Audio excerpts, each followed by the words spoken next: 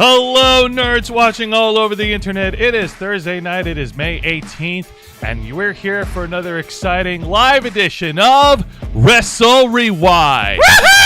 Hells yeah, another Thursday night, another fun night to talk about all things happening in the world of professional wrestling. I'm your host, Jose Casabona. I'm also the host and founder of the Ravens Flock, content manager, producer, you name it. And on behalf of everybody here on this channel, we appreciate each and every single one of you that's tuning in right now. But most importantly, in the interest of this show, I am also a bona fide wrestling fan. It's true. He has a diploma in his wall and everything. I don't think it's real, though. It was printed on construction paper. Don't expose me like that. I'll expose anything I want to. Jeez, man, you're pulling back the curtain too much, Juan. I'll pull back anything I want to.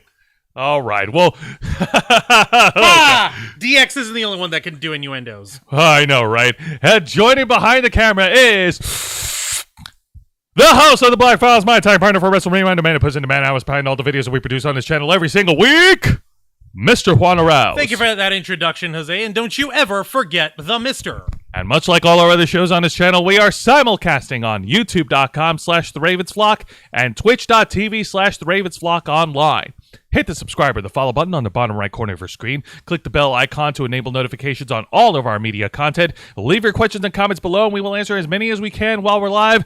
And if you wish to go above and beyond, hang on, I know I can do it. There you go. And beyond. What? I think I got it wrong. Hang on. You got the wrong hand. And beyond, yeah! Undisputed Era, baby. Showing Undisputed Era love. Yes, indeed. If you wish to go above and beyond to support the Ravens Flock, then you can become an Inner Flocker. For $4.99 a month, you will have exclusive access to many, many amazing perks that comes with being a member.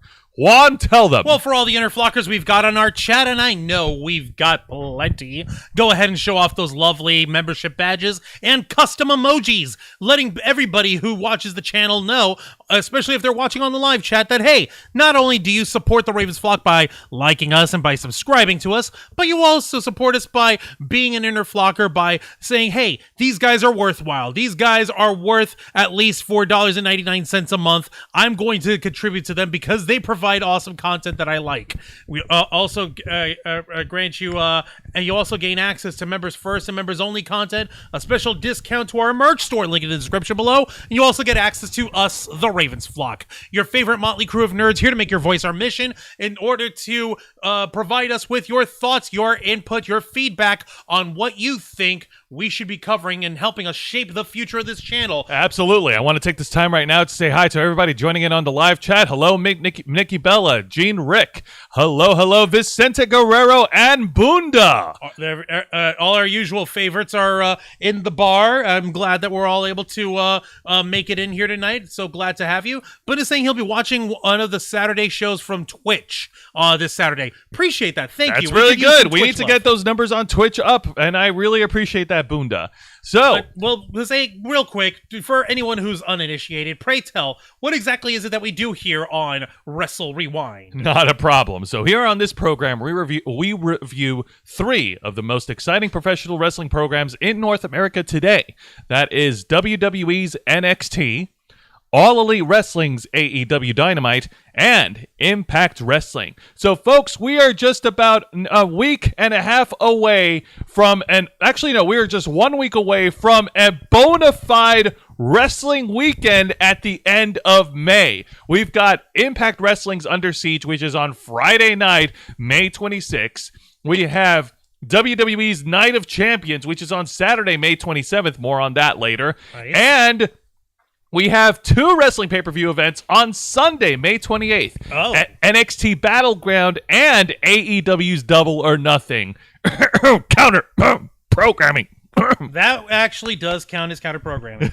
Yes, it does. We already had our little argument about the idea of counter programming there, Juancho, and you've given us your insight. But if you want to repeat your insight, give them the TLDR version. Counter programming really doesn't count as counter programming unless it's directly going in opposition of programming of between one show and another. And if you don't believe that, if you're not down with that, then we've got just one word for you. Counter programming. I know, right? We got one word and it's Drake. Counter programming. The scheduling of programs by television networks so as to attract audiences away from simultaneously telecast programs of competitors. And it's a noun. Exactly. That being said, just to tickle my own funny bone, I think I'm going to watch the post Double or Nothing media scrum because I want to see Tony Khan go on another rant for WWE siphoning away their fans. You know he's going to do it. Unfortunately, you're right. I don't know if it's going to top his rants from the all-out media scrum in 2022, but we'll see. There's only one way to find out, to tune in and bring headache medicine, at least for me. Yes. Somebody have mercy on my poor cranium. Somebody bring Juan some Tylenol, stat. Make it extra strength Tylenol. It's got caffeine in it. I don't give a damn. Ugh. Serotonin syndrome be damned. I need it. All right. Well, before we slam your head against the wall of stupidity, let's talk about this week's edition of NXT. Don't we gotta do something before we start the match? Actually, yes, you are right. Juan, ring that bell. Don't mind if I do. All right. Let's start with this week's edition of WWE's NXT. The show opens up with a qualifier match for the NXT Women's Championship Tournament as Fallon Henley, the proud owner of I forgot the name of the bar. Family Bar. The Henley Family. The Family Bar. The Family Bar goes one-on-one against this barbed-wired babe who is Johnny Gargano. I mean Shawn Michaels. I mean Tommaso Ciampa. I mean Cora Jade. How did you screw up the wrong gender for the first 3 attempts? I don't know. I'm sorry, man. But Triple H and Shawn Michaels, they have a history of writing wrestling storylines where it involves friends turning on each other. It's got to tell you something about their psyche. Yeah, kind of. Yeah, any weekend that will be a wrestling weekend is automatically great, says Vicente. And Lisa Boo is in the chat. Hey, up, Lisa Boo. Welcome to Wrestle Rewind. All right. So, this was actually a very awesome opening match. The fans of the Capitol Wrestling Center definitely got their money's worth as both female competitors went at each other at 100 miles an hour. The story of the match is that Cora Jade using her underhanded tactics to go after the right leg of Fallon Henley, neutralizing her ability to use her Shining Wizard, her running ensiguri finishing move so that she could get the victory. She's trying to disable Fallon Henley from being able to use the Shining Wizard? Yes. What's up with that? I don't know, but I just passed a wet... Stand back. There's a hurricane coming through. Sorry, guys. I just passed a wet fart. But anyways, this match was definitely not a wet fart. This was actually damn good. Fallon Henley, despite limping on one leg, was able to mount a comeback, hitting her with a series of takedowns. That running corkscrew neckbreaker that she does, which looks awesome. And she actually does manage to hit her running ensiguri, running Shining Wizard finishing move, but to bide herself some time after getting hit, Cora Jade just rolled out of the ring so that she doesn't get pinned, and Fallon Henley drags her back into the ring. But as soon as she gets into the ring, Cora Jade just trips her from right under the right leg she was working on, and she knocks out Fallon Henley with her double arm DDT to pin and advance. Your winner and advancing to the semifinals, Cora Jade. Hot damn. Holy shit, the generation of Jade is definitely in full swing here. Let's see if she can actually grab and snatch back that NXT Women's Championship that she had been without for so long. She has never touched the NXT Women's title. Exactly! She's been without it for so long. She needs to get her hands on the NXT Women's title now. Yes, she'll be facing Lyra Valkyria in the semifinals next week. I see. All right, so I wonder how Fallon Henley and her buddies are handling things at the bar. It's such a weird ass thing. Like, they had to save the family bar. They're not that broke. What the hell? I know, right? You're literally getting paid to train to become a pro wrestler. Come on, guys. You're not that hard up for cash. Well, let's get right back on the fun track because we got an exciting tag match, playa. Holla, holla. The team of the Creed brothers, Brutus and Julius Creed, representing the Diamond Mine, go up against the team of the Dyad, Jagger Reed and Rip Fowler, representing Schism. Okay, I was about to have a freaking mental hiccup here just now because I could have sworn this was the same match they had last week, but no, it was the Dyad going up against Gallus for the NXT Tag Team titles, and they lost because of interference due to the Diamond Mine. Am I right? Well, you're almost right. It is due to the interference of the Diamond Mine. All of one person, Ivy Nile. Right. So they sent Ivy, and Ivy Niles was interfering by taking down Ava Rain. Yep, there we go. Yeah. Exactly. Being he said to Guerrero over here saying, well, he said two things. At least. Yeah, he said, yes, even if that wrestling weekend would be low rate, like 2 days of IWA Deep South and totally psychopathic wrestling. Ew. Yeah. And what's his face? He's also said the family bar should get a cameo from Sheamus, who's one half of the bar. Oh my God. And yeah, Nikki Bella. That's why when we started the show over here, we gave our salute, our tribute to superstar Billy Graham. Indeed, superstar Billy Graham, one of the first WWE champions in the company's history under Vince McMahon's rule. And he actually helped pioneer wrestling. Like a lot of wrestlers were inspired by superstar Billy Graham, not just his like work, Hulk Hogan, but also his like personality. Hulk Hogan. There's others. Come on, man. Like Hulk Hogan. Well, yeah, Hulk Hogan obviously comes to mind. I mean, because he totally ripped off Billy Graham's shticks. Because 24-inch pythons, brother. Brother. Anyway, so go ahead and demand a check from us, Hulk. I know that your philandering ex-wife is definitely hard up for money these days. Yeah, Hulk Hogan, The Rock. Yeah, I'll accept your Hulk Hogan Ultimate Grill. No, as in have him come at us for money. Because Lord knows he needs it. Oh yeah, Boonda makes a good point. The Rock was also inspired by superstar Billy Graham. Yep. Oh. All right, so getting back to the tag match. Enough grilling Hulk Hogan with his Ultimate Grill. Let's get to this match. Oh God. So despite the fact that Jagger Reed are being booked to lose on TV as they're on their way out of WWE in October, this was still a fun tag match. We got some great spots from the Creed brothers. There's in a display of absolute power, the Creed brothers actually did stalling suplexes on both members of the Dyad. And while one of the Creed brothers had them on a vertical suplex position, delayed in the air, they tagged in the other partner while keeping the suplex position and gave the. And I kid you not, he traded over the suplex position over to the other partner, and they picked it up where they left off. Do you get what I'm saying? Okay, I think I understand what you mean. What, so he grabbed him from the opposite side? Like, okay, so, yeah, he was hooking him over here. Yeah. He tagged his partner in, hooked him from around here. No. Let me explain. So, when they one of the Creed brothers, position? They swapped while having their opponent in the middle of the air. That is freaking badass. They kept doing it to both members of the Dyad, and that was freaking cool. The Dyad was able to mount a comeback with their offense, hitting stereo 450 splashes, only to get a 2 count. Ava Rain did try to interfere during the tag match, but she was caught off guard by Ivy Nile, who put her down with her Dragon Sleeper hold, and the fans loved it.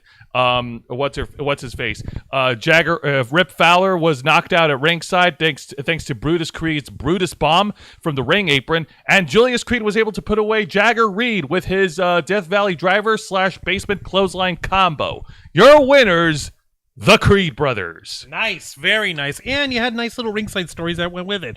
Real quick, what's his face? Boonda's still trying to talk up for The Rock. He's like, yeah, first off, he said, there's no need to attack Hulk Hogan, Wanchos. And he's like, attack The Rock. I'm like, I've got plenty of material on The Rock. Anytime he wants to say or do anything stupid, the hierarchy of power is changing once again, thanks to Rock the Dwayne Johnson. And thank you, Vicente Guerrero, for adding more context. Another it wrestler. Wasn't just Hogan or The Rock, but also Jesse the Body Ventura. Who had major beef with Hulk Hogan. Ventura and others taking their likings from Billy Graham. And Buddha's still saying like, oh yeah, Hulk Hogan's gonna be thrown around things. That's not happening. But like, what do you call it? Truthfully, the match itself here between Diamond Mine and the Dyad, this sounds like it was a really cool match. It sounds like it went well. I like that spot where they tagged each other in and traded the Dyad member to get the delayed suplex. That is hardcore. That is cool. It takes talent. That takes skill. So, yeah, I will never not respect that shit. Also, if you sent in the chat is saying the Creed brothers hitting the stalling suplex, then holding a guy up. Wow, Insane Power and Chris Candido did that too. The Creed brothers were Candido fans. That's right. Okay. Thank you for that piece of information, Vicente. Everything old is new again. So yes, that actually tracks. That makes perfect sense. Indeed. That being said, like I said, great match, great tag match. I guess my only minor criticism is the booking of the dyad. Like, they're being booked since they're on their way out of the WWE. I guess I shouldn't be surprised that WWE is booking them to lose on their way out. God damn. Well, I guess there's a way to freaking book somebody to lose without completely shitting on them entirely. You know what I mean? Like, they did it with Dean Ambrose on his way out. I know that, but that doesn't mean that there isn't an artful way of doing it. It needs to be more artful. At least here, they're working with what's their faces with the Creed these brothers. guys. Yeah, with the Creed brothers. Yeah. Yeah. Okay. Fair enough. But now let's get to the exciting segment of the night. And here in this segment, we have Dijak in his undisclosed location. You know what? I'm just going to call it Dijak HQ. Okay, there. So at Dijak HQ, it looks like he was trying to deliver a message in the video segment, but he was then interrupted by the Tsar of NXT, Moscow's own Ilya Dragunov. Holy crap! The way this is one of the best examples of WWE's production quality when it comes to doing their videos, when it comes to doing the video segments. Because looking at this, if I didn't know that these were wrestlers, I would say this looked like a scene that belongs in like a suspense action movie due to the lighting and everything. What do you think? Ooh, I see. All right, so nice little backstage promo segment. What the hell is Dijak talking about that Ilya Dragunov had to step in and like school him on it? Well, here's the thing. Dijak and Ilya Dragunov both have a rivalry against each other. Ilya Dragunov is telling Dijak that he could take whatever punishment Dijak can dish at him and that he doesn't break so easily. Okay, but why are they going against each other? What are they after from each other? What does the one have that the other does not? I don't know, but it leads to a series of like videos that they stretch it out throughout the rest of the night, and it's actually pretty good. Like, they don't show the torture, but based on the shots that they showed on the segments, it is heavily implied that Ilya Dragunov was tortured and beaten by Dijak and his deadly nightstick. What? Oh my god. Like, this is if I'm understanding correctly, I think this is Dijak putting Ilya Dragunov through the ringer just to test how much endurance he's had, just to see how much punishment he can take. Yeah, you know how you do that? By having a wrestling match. Yeah, what the hell? am I that old that wrestling is like? Oh, I'm not that old, but like, come on, what the frick? No, you are right. But this is also good, too, because of how well they shot this. I can't help it. I love it. Yeah, no, at least it's like, yes, I'm sure that it was very well produced and very well shot, very well lit, very well blocked, very well choreographed in terms of an action suspense, like, scene. Not even a full movie, like a scene out of a movie. I understand. I will not knock that. But you know what would solve this by having the goddamn wrestling match and getting over it. Yeah, that's true. Why do I bother? I'm not saying that it's bad. I'm sure that it looked excellent. I'm just like, come on, guys. I know. Come on. But now let's get to All sizzle, no steak. Come on. All right, well, let's get to the meh match of the night. And this is a one-on-one encounter between Thea Hale, representing Chase University, versus Kiana James. Oh, Kiana James, Fallon Henley's frenemy, who helped pay for saving the bar, and who totally stole away her best friend, her best friend, brother, buddy. She tried to break up the band, man. She's the Yoko of the band over here, man. You were ahead of me by 1 second. Yes, I am. I'm good like that. All right. Swing like that. So here's the thing. the match wasn't bad. The match was actually pretty good, and I dare say it's nearly as good as the opening women's match on NXT. My only concern is that it just doesn't have any heat behind it.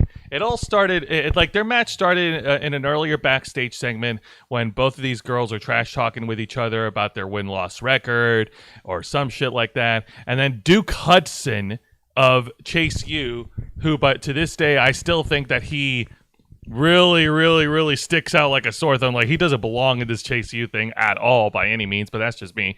Chase U. How much you want to bet he sucks on the mic? Okay, so it's no contest. He does suck on the mic. It does. So he does suck on the mic. Then that's why he's in Chase U. Yeah. Duke Hudson. Hudson. Hale and Andre Chase could do the talking, and he's the big man. Yeah. Who's clearly the one that, if geriatric 900-year-old Vince McMahon could book him, would make this guy WWE champion. Here's another problem with this. Andre Chase has not been seen on TV since Spring Breakin'.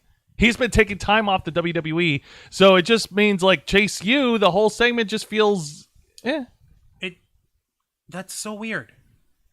Yeah. That is so weird. I don't get it. I don't get it either, but like I said, this was actually a good match. Is he injured? Is he got a personal thing going on? What's going on? What's him? He made a post on Twitter saying, like, "Hey, thank you NXT. It's been a fun ride. I'm off to the next chapter," or something like that. Oh my God, he freaking left.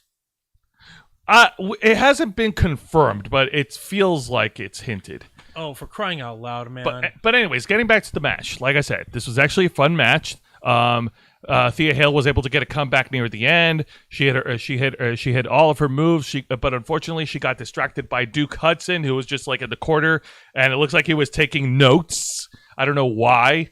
And Kiana James took advantage of this opportunity to hit her finishing move, the 401k, to get the win. Yes, her finishing move is called the 401k.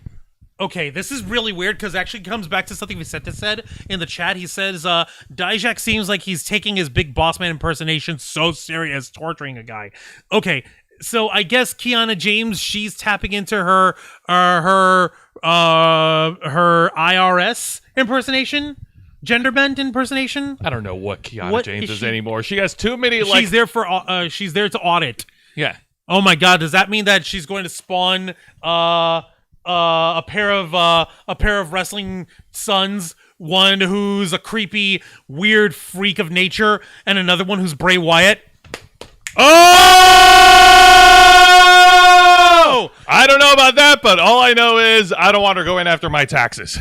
Me neither, but I guess you just have to believe. Ugh. Ha! I went there. Damn it. But the thing is, I can't shit on Bo Dallas because he's actually Uncle Howdy in the Wyatt Six. Is he? Yes. Is he? Yes. No. We haven't heard diddly squat about the Wyatt Six for forever and a day. I'm gonna have to talk with you about it later, but yeah, yes. Please. All right, now let's get to the boring segment of the night, and this is the first American NXT televised debut of a new talk segment to replace the Grayson Waller effect. That's called. Wait, what the? The Supernova Sessions with Noam Dar, the Scottish Supernova. This was a talk segment they had in NXT UK. Okay. But why is this a match card? Did he have his match right afterwards against Don't ask me. I just got this from WWE.com. Wow. Okay. Yeah, you continue before I smack things. All right. So in this talk segment, Noam Dar's guest is the newly debuted Dragon Lee. So the whole thing is that Dragon Lee and Noam Dar are in the middle of a rivalry because Noam Dar keeps sticking his nose into other people's business, and he's also been coveting really close the trophy that he carries around, the NXT UK Heritage Cup trophy.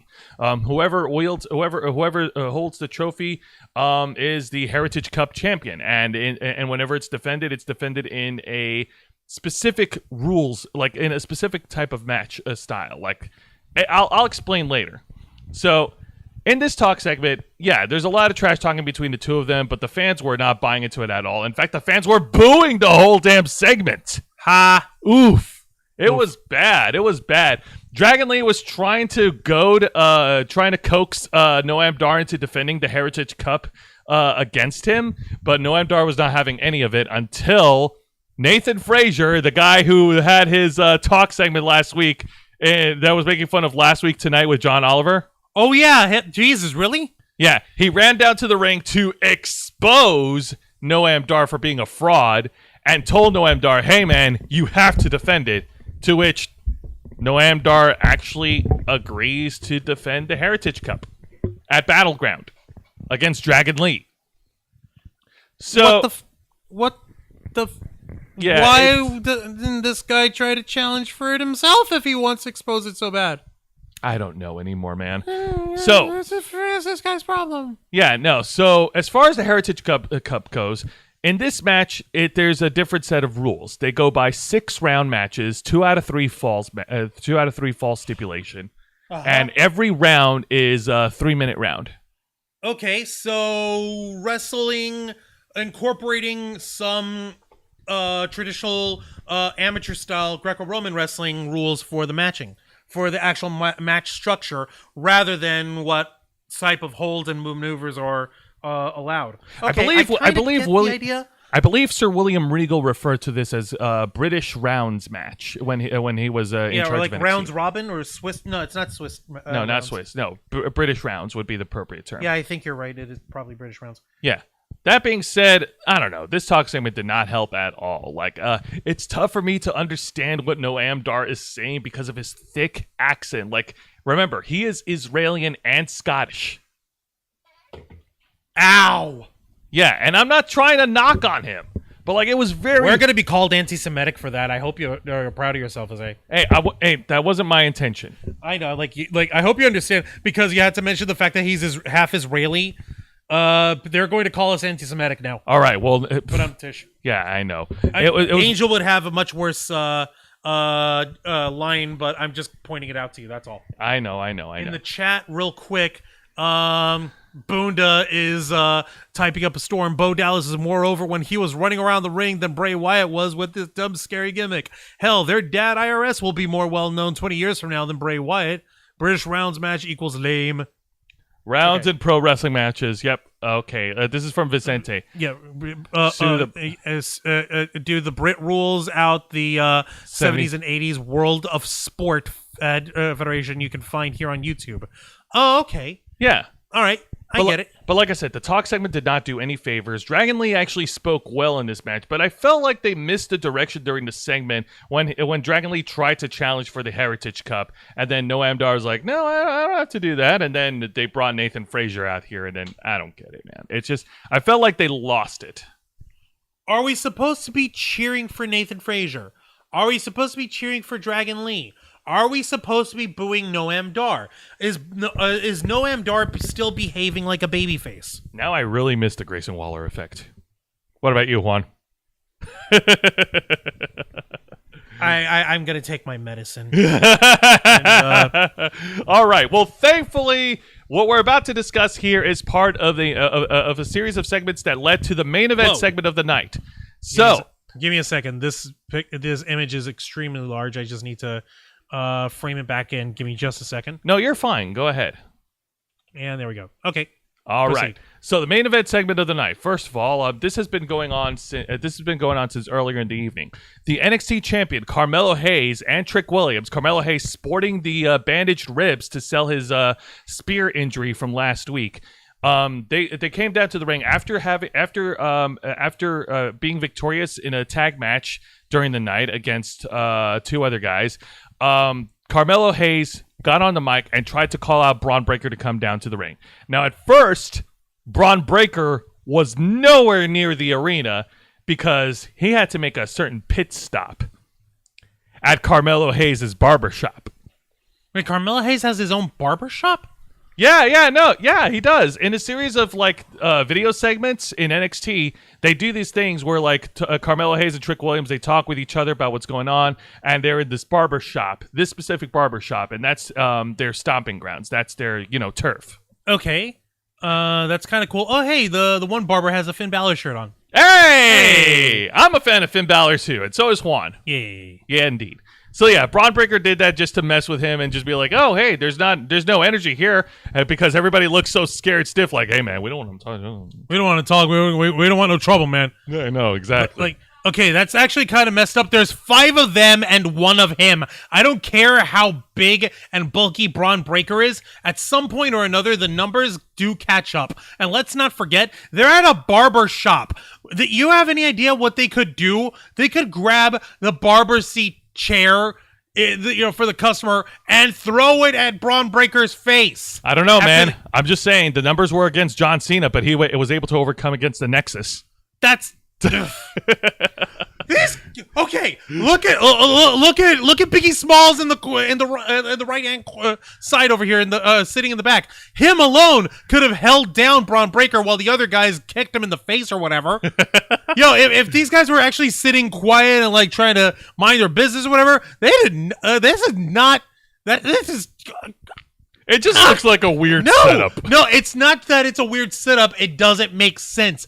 You can still have 5 guys try to gang up on one guy. What you should do, if it's actually going to be a problem, is show that these guys might want to try to pick on them, but Braun Breaker goes through these guys like they're nothing. Yeah, exactly. Like boogers going through Kleenex. Because he's Super Breaker, like Super Cena. Yeah, exactly. Shit, if that's what they're going for. I think I get what you're saying. The segment would have made a little bit more sense if Braun Breaker actually picked a fight with these guys, knocked them out while showing the video footage just to mess with Carmelo. Yeah, exactly. That would escalate stuff, and that would actually get people like, oh my god, Braun Breaker's assaulting random-ass barbershop guys.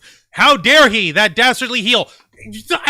Tell me I'm making sense. You are making sense. Like somebody, okay, even you, Bunda. I know that you don't like my way of thinking, but like, Brain Breaker isn't that big of a dude. See, even you would say like, okay, he isn't that big of a dude. Like, yeah, he's a very big, muscular, beefy boy, but even he couldn't take down 5 dudes, one of whom is probably the size of Braun Breaker himself.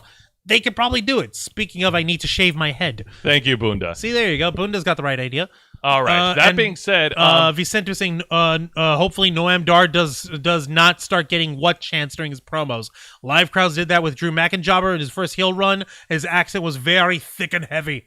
Yeah, I know. Ooh, yeah, no, that would be a death knell. But speaking of escalation, things certainly did escalate when we get to the main event of the evening, because Braun Breaker actually does show up to the NXT ring, but he's flanked by security guards to protect Braun Breaker. What? Bullshit! Bull fucking shit! Oh, yeah. I don't believe it. Really? Beefy Boy Braun needs backup. Okay, Beefy Boy Braun needs backup. He needs protection, but at the same time, the 5 barbershop guys, they're too scared to tangle with him. But he needs protection. Like, Breaker, you just destroyed these 2 last week.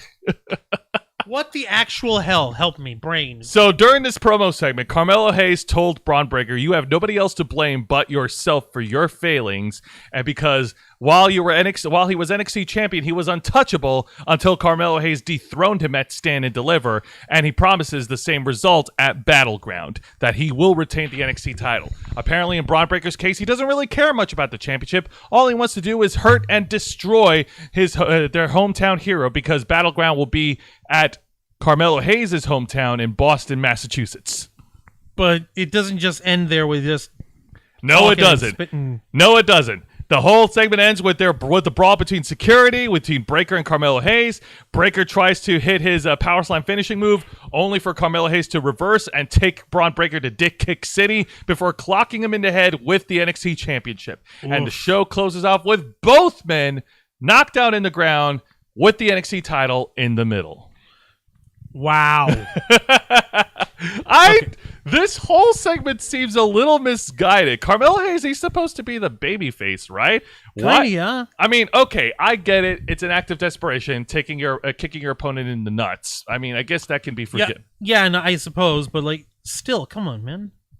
This doesn't make much sense. As for Breaker, okay, his promo segment also kind of felt misguided. He doesn't care about winning the NXT title. He just wants to hurt the guy. I don't get it. I feel like Oh man, Why would this guy who's been NXT champion, who was NXT champion for over a year, be all like, "Yeah, I don't really care about it. I just want to hurt you." Like, that doesn't even make sense within himself. Come on, what the shit? Seriously, did nobody look at this run through backstage and be like, "Oh shit, we are definitely shooting ourselves in the foot here"? Why would they? Because this actually would inquire that they're using their brains. Damn But it, no one's Shawn using their Michaels! brains How right do now. you mess that up? This will not happen again. I'm sorry if you can blame me. It's my fault. This will not happen again. Oh my goodness. I am legitimately like, what the hell? I don't understand. Yeah. Thank you, Vicente Guerrero. Nephew of Scott Steiner needs protecting. Such shoot-style booking. Braun is so quote, weak. Yeah, see, Lisa Boo and Bunda are saying hi. Yeah, if Brainbreaker was 6'3", he'd be a megastar. He's probably like 5'10" on a good day. No, he's actually 6 foot flat. Oh, he's 6 foot even. All right. 6 foot even. Yeah. So yeah, he's in between. he's up there. He's up there. But he is 230 pounds, so that's not something to be And that's intimidated. all lean, muscular, Indeed. too. So that's nothing to sneeze at.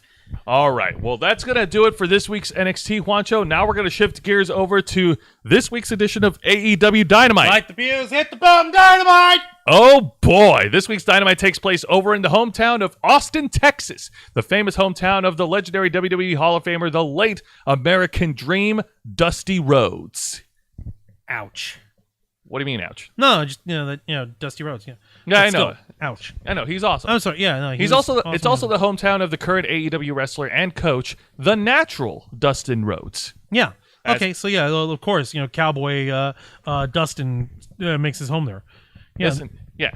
All right. So let's go ahead and get into this week's edition of Dynamite. The show opens up with an opening segment from the AEW TNT champion Wardlow as he confronts multi-time world and tag team champion Christian Cage, who is accompanied to the ring by Luchasaurus. So Wardlow took umbrage to Christian in making fun of his deceased father on the last week's edition of Dynamite and invited Christian Cage to try and spit in his face. Christian Cage and Wardlow got into a bit of an argument with no mic involved. Christian looked like he was about to spit until Wardlow clocked him. And boy, oh boy, do I love it when wrestling promotions book their babyfaces to look like idiots. Because, duh, of course, there's a 2-on-1 beatdown. I'm calling you out. Okay, let's kick the crap out of you, sure. Yeah. So Christian Cage and Luchasaurus beat the crap out of Wardlow. They brought a ladder into the ring. Luchasaurus chokeslammed Wardlow through the ladder, and then Christian Cage picked up the pieces and hit the kill switch on Wardlow onto the ladder. And next week on AEW's Double or Nothing on Sunday, May 28th, both Christian Cage. Yep, there's the chaos. There's the damage. Christian Cage will face off against Wardlow for the TNT title in a ladder match. Well, that's that's a third of Christian Cage's speciality. So yeah, maybe he still has a little bit of oomph in him, but okay, yeah, but I don't get it. I don't get it. I thought that Luchasaurus would make more sense of a contender because hey, he's the younger wrestler who still has more to give. Like Christian Cage, I don't get it. I don't know. Legitimately, I don't know. Yeah, it just feels weird. But then again, I don't know. I think AEW also dropped the ball with Wardlow as the TNT champion because his title reigns felt very empty. Like there's a lot of young wrestlers that AEW hedged their bets on to and actually build future stars for the company for years to come. But they really dropped the ball with Wardlow. Wardlow failed to make any waves and failed to move the needle as champion. It's really messed up if you think about it because Wardlow isn't exactly very it's not that he's bad at what he's been doing, it's just he hasn't been cutting the mustard. Let me take a look over here. Buddha's saying that it's also the home of Joe Rogan and the Joe Rogan Experience in his home in Texas there. Sit-down DVD between Beer Hart and Shannon Michaels is great. Beer is all serious and Shannon just doesn't care. Oh, God dang it. I know, Brett and Sean. Yeah. Let me see. You don't get it because they don't have you invested. They just threw this against the wall to see if it works. Oh, yeah. It doesn't work. Well, are you talking about Wardlow and Christian, or are you talking about Breakker and Carmelo Hayes? Let us know. Give us some clarification, Buddha, as we continue on. Yeah, which one you're referring to? Because this opening segment was just not good. Like, Wardlow is not a strong champion, and they made him look dumb during this segment. Like, all come our on. baby faces are dumber than a box of rocks. Wardlow and Christian and Christmas. There's always some smart ass nickname. That is what I like. Oh no, about he corrected Jabunda. himself. He said Christian. No, I was about to say no, you got it right. It's Christmas. No, I was about to say there's always some smart ass nickname he gives people. Hey man, the only it's one not he doesn't Christmas give is time. Hulk Hogan. Hey man, it's not Christmas time, but Captain Charisma has a lot to give. It's a gift that keeps on giving, and it's apparently teaming with Luchasaurus and feuding for the mid-card title. Hey, if it works, it works. Speaking of Luchasaurus, I want to give some major props to his look, man. That is a killer look for a villain character. Yeah, like I'm not gonna knock on that, but like Luchasaurus ain't all that experienced himself either, so he's got to. He if we're talking about like, okay, we're using Christian Cage to help elevate Wardlow and help elevate Luchasaurus respectively as like, you know, the monster backup bodyguard and the TNT champion and make him a fighting champion. So they need a heel who will push these guys on the microphone and push them in their direction. I suppose we can look at it that way as a positive. So yes, I'll grant that if that's the idea. The trouble is it's not really presented in such a manner that makes me want to give a crap. Exactly. And Vicente does have a point. Luchasaurus versus Wardlow would make much more sense. Exactly. You're like they were teasing it. Like Christian Cage ought to be like, with him being a legendary status, he should be like trying to go for main championship gold. If nothing else, not for the TNT title, but like go for the tag title. No, have him freaking like, okay, who else is butt fuck tired of Orange Cassidy as international champion? I'll dethrone his ass, and then I'll come after the AEW championship with MJF. That works too. See, like he's been a world champion in the past. It stands to reason that he shouldn't be challenging for anything less than a world championship match. Oh dear Juancho, that seems to imply that that the powers that be who are running AEW has any type of reasoning behind their booking decisions. Yeah, I know. I give people too much goddamn credit. But don't worry, Juancho, because not everything in AEW is bad, as we get the exciting match of the night with a one-on-one confrontation with Le Champion, Chris Jericho, representing the Jericho Appreciation Society, going up against Roderick Strong, the former NXT North American champion who is making his in-ring AEW debut in a Falls Count Anywhere match. This match was absolutely fun. However, there is one caveat. The Jericho Appreciation Society and Adam Cole Bebe are barred from the building. That is right. That is absolutely right. And trust me, that stipulation will come back to bite Jericho in the ass as I continue talking about the match. So this was a fun match. They started in the ring. Looked like Jericho was about to put away Roderick Strong early when he reversed into the walls of Jericho. And then they took the fight over to ringside and into the crowd. Roderick Strong was able to elevate Jericho and drop him gut first onto the stairs railing at ringside, which was painful. Ouch. And then they took their fight over to the lobby area where there's this front desk, and it looked like it was like some sort of customer service desk or whatnot. Roderick Strong lifted up Jericho and dropped him back first onto the desk, which was painful. Like, yeah, just a reminder, he's the messiah of the backbreaker. How? Yeah. Jericho was able to turn it around by grabbing one of those, how do I put this? Okay, you know how you stand in line, whether you're in a bank or wherever, and there's these, like, metal poles with, like, these velvet thingies connecting? You know what I'm talking about? Yeah. Jericho grabs one of those. Jericho grabs one of those metal thingies and starts wailing on Roderick Strong. You mean the post? The post, yep.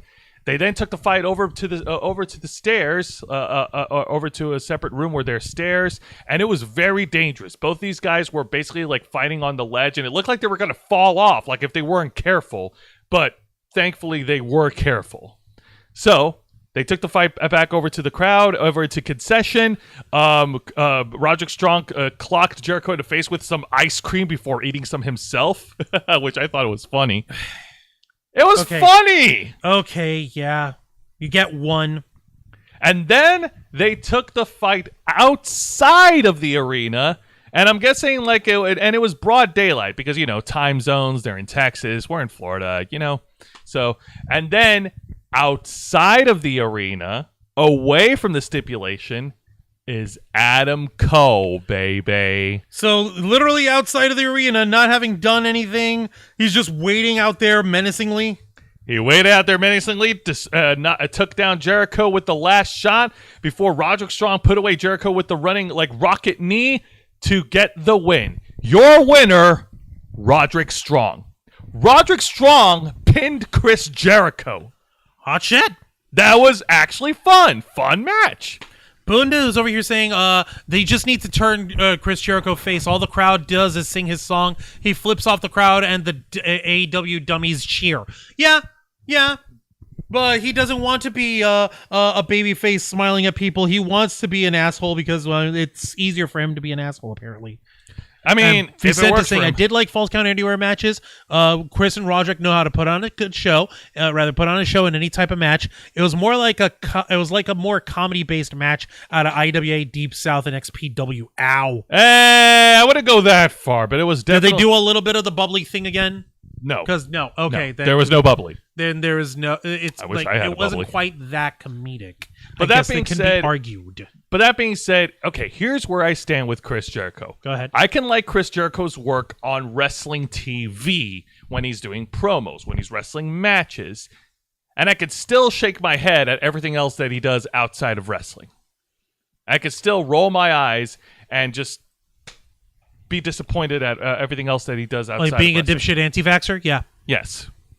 So you can like the character, you can like the performer, and you could still, dislike him as a human being. Yeah, true. Yeah. That's where I stand with Jericho. Juan, what do you think? All right.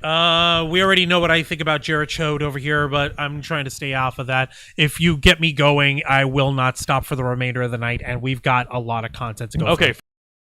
Like the spot where Roderick Strong punched Jericho in the face with a thing of ice cream. That was funny. Yeah, okay. Like I said, I'll give it that. But I'm glad I didn't see that because I've got a thing about wasting food. Even if it's for a gimmick or a match, I'm like, there are hungry people in this world, man. Oh, but it wasn't totally wasted. Roderick Strong had some ice cream before he kept going. Okay. Remind me, did he clock Jericho with the ice cream before or after he took a bite of it? He clocked Jericho before taking a bite of it. He clocked Jericho first, then took a bite of the ice cream, and then went back to work on him. What the fuck? That's kind of gross! That's kind of gross! Like, you're over here getting Jera germs. Buddha's saying, well, ice cream really isn't food. That's why I don't count it in my sugar intake. Oh! I'm joking. I do actually count it. And yes, Mr. Geek Me Out's in the chat. Hey, up there, Mr. Geek Me Out. Welcome to Wrestle Rewind. That's right. Rest in peace, superstar Billy Graham. We gave him a 10-bell salute when we started the show over here. Oh, Roderick the Ice Cream Man. Oh, my God. That's awesome. That's God cool. almighty. Yeah, that reminds me. Superstar Billy Graham didn't he also train, weight trained alongside Arnold Schwarzenegger? I saw a picture of them training once. You sure? Yeah, back in the day. Young Arnold. I'll look that up over here while we're let me see. Yeah, Billy Graham, Arnold Schwarzenegger.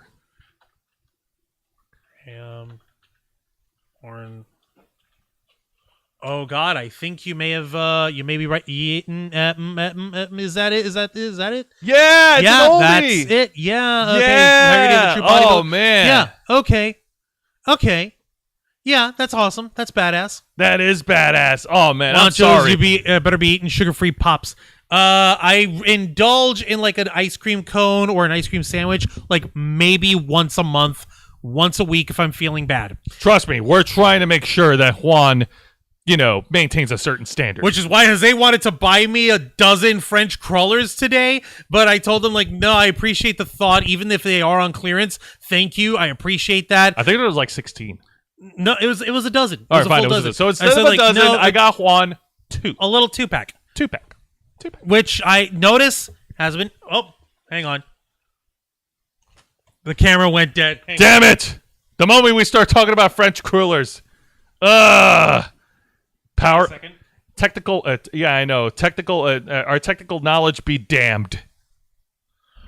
Yeah, this happens, folks. Give us a second. Give us a second, please. Oh, my goodness. There we go. There we go. All right, so let's go ahead and move on to the... At least Jericho had the sense to wipe the ice cream away with a towel. And where did he get a towel from? Who gives Jericho a towel? Who knows? Now let's get to It's in my contract, baby. Now let's get to the exciting segment of the night as we get an in-ring promo segment from the Spanish God, Sammy Guevara. Stick your fucking tongue in, you idiot. Literally, all you gotta do is, like, bop him in the chin while bop him on the chin while he's doing that, and boom, he bites his shit. Could you imagine, like, someone using the mummy effect and making his jaw a little longer and his tongue longer? Don't give people any ideas. There is some a-hole out there with too much time on their hands in Photoshop and like video and like Adobe Premiere, After Effects, and Blender. They'll make it happen and they'll send it to us just to spite me. So you freak. Yes. You would do it? No! I said someone, not me. Okay. So let me see here. Mr. Geek Me Out, what do you think of the new WWE World Heavyweight Championship belt? Let's talk about that after I get through the segment. So this was a good babyface promo from Sammy Guevara. Looks like they're trying to turn him babyface, and he's cutting a passionate promo about the importance of the AEW World Title and what it means to him. The only problem is that in the face of the heel spectrum, he's still a bad guy, and the fans still boo him. Like, great promo, great words. It doesn't work in this type of face-heel dynamic. And like, but you need to get beyond the thoughts of good guys versus bad guys. Everybody's a shade of gray. No, you still need some definitive asshole and some definitive badasses in there. You freaking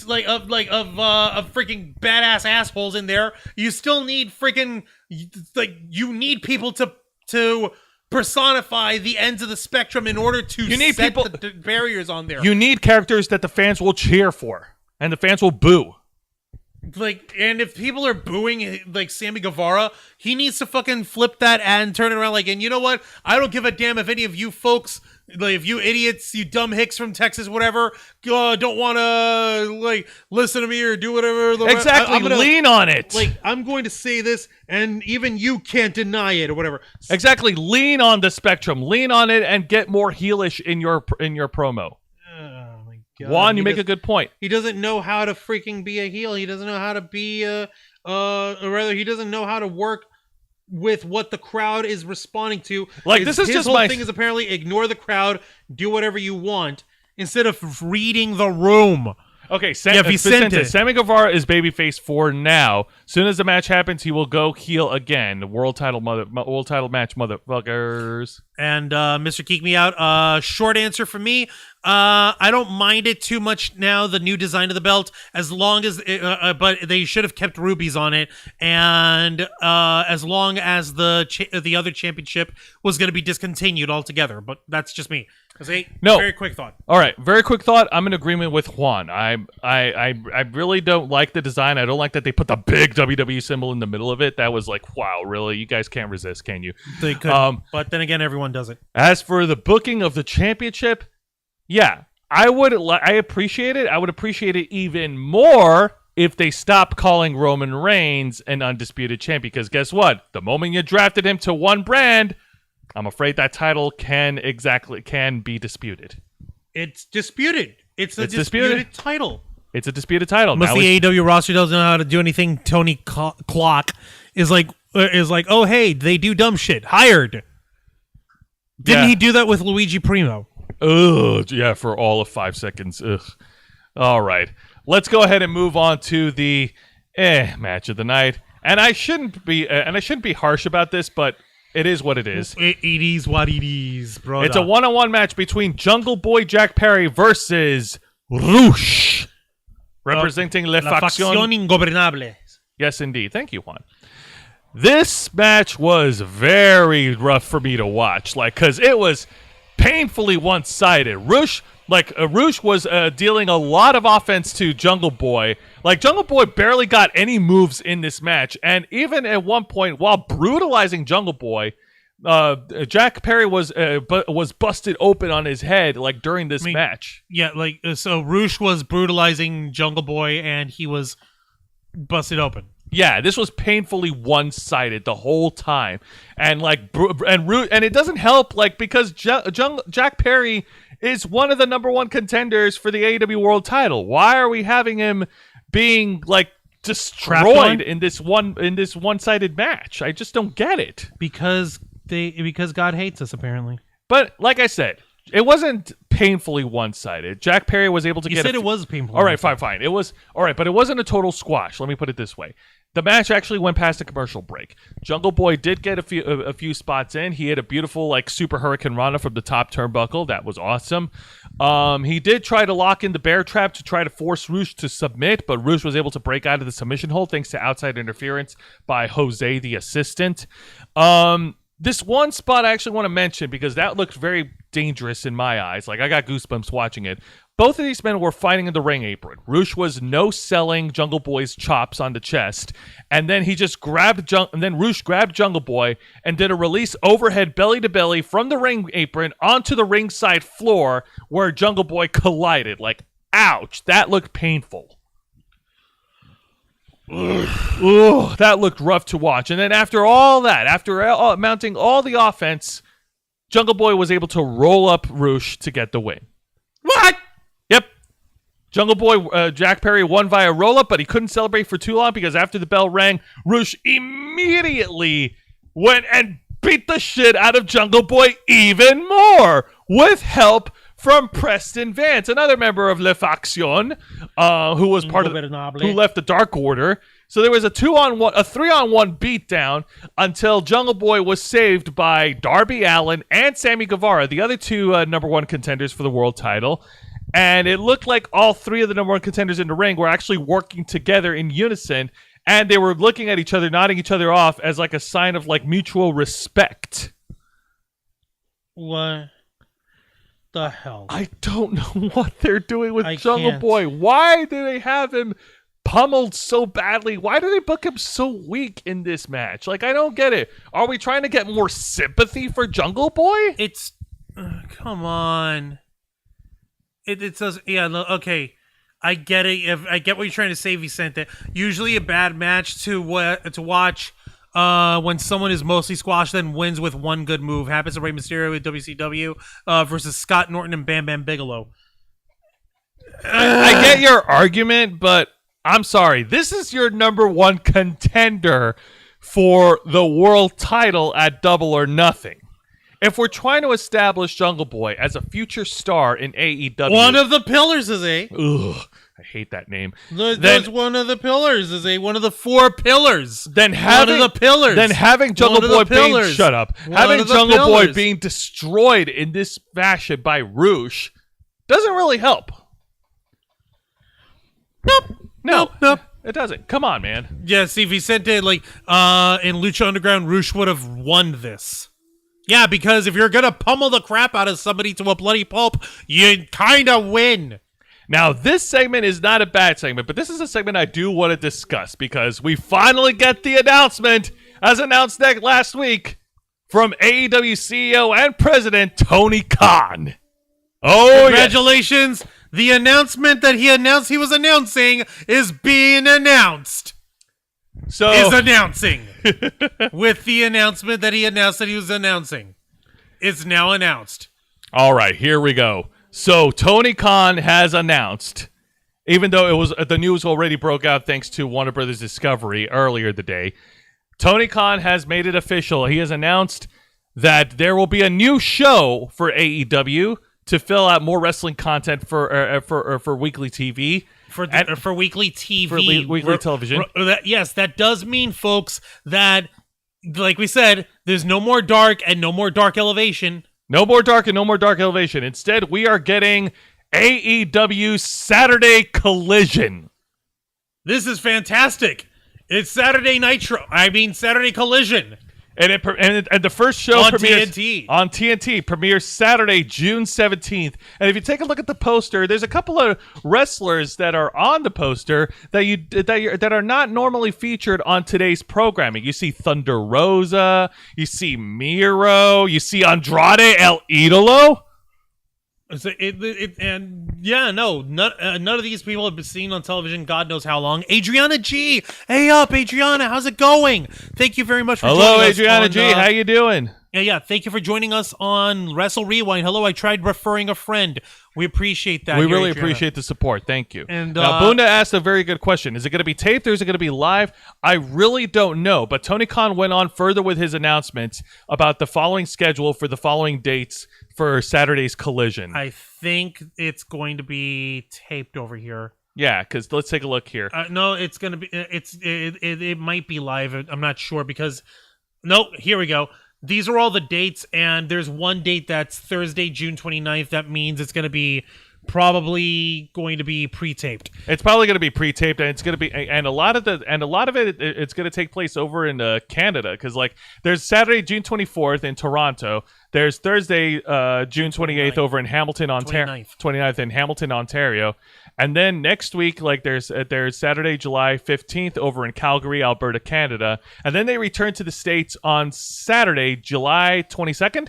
Yep. And Newark, New Jersey. Did you skip Regina, Saskatchewan?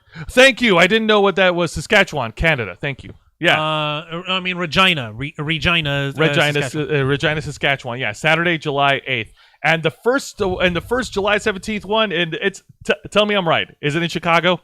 It says location to be announced next week. Oh my God. He's announcing the announcement for an announcement that's being announced, and he's adding to that announcement another announcement. Let me take a look over here. Also, Vicente was saying, Bunda was saying one of the pills got beat by Roman Reigns and is gonna get beat by Brock Leslie. Wow. He's talking about Cody Rhodes. Wow, really? All right. And the next week, a fourth announcement, Tony Khan, I will stop doing coke for a week. Challenge level impossible for Tony. Let me see. Adriana, hi everyone. Vicente, I miss Elevation and I will miss Dark, but it will be fun seeing basically WCW AEW Saturday Night. I know. That's basically Adriana what it is. Done with her classes. Awesome. Well done. Congratulations. Yay. Excellent. Well done, Adriana. And Bunda is saying if it's there's no way this show's going to work. Only the AEW minions will watch. All right. Now, this is something I do want to talk about because according to news outlets, apparently one of the way that they're going to format Collision is that there's going to be a hard roster split between wrestlers, and I kid you not, this is so stupid, between wrestlers who are open to working with CM Punk and wrestlers who are against CM Punk.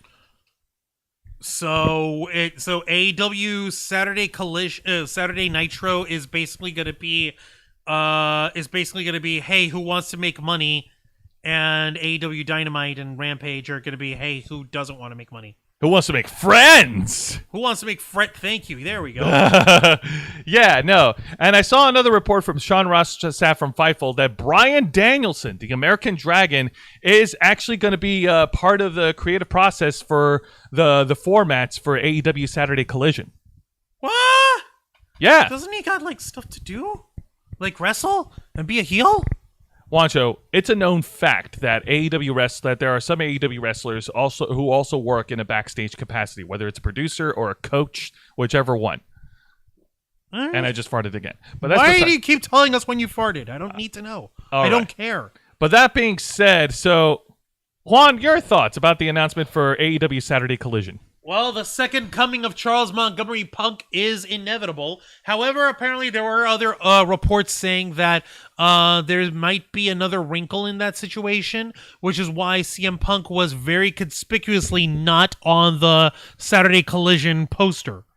Oh, yes, that is true. Warner Brothers Discovery did release a statement that CM Punk is not part of the plans for Saturday Collision.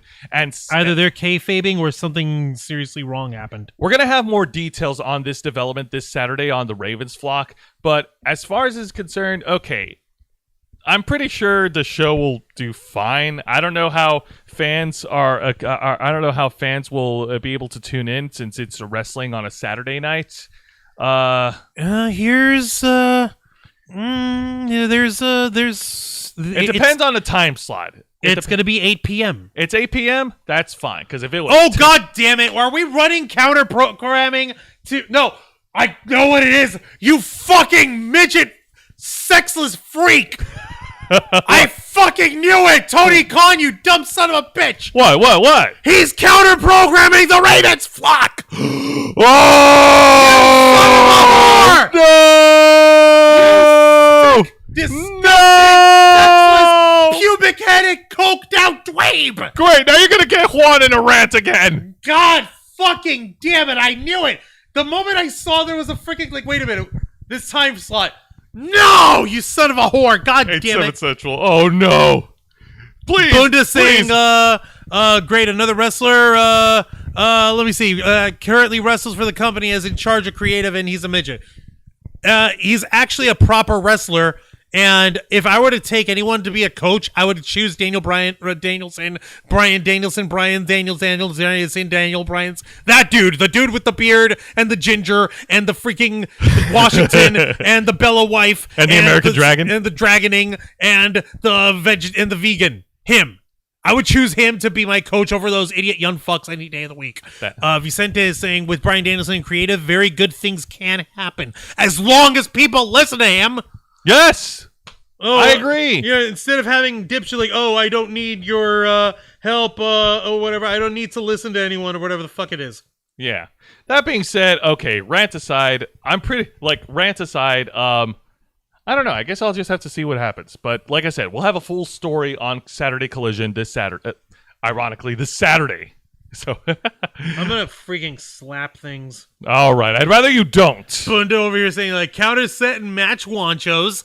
I'm not a wancho. I'm Jose. No, he was talking just about me realizing that Tony Khan counter programs a Ravens flock.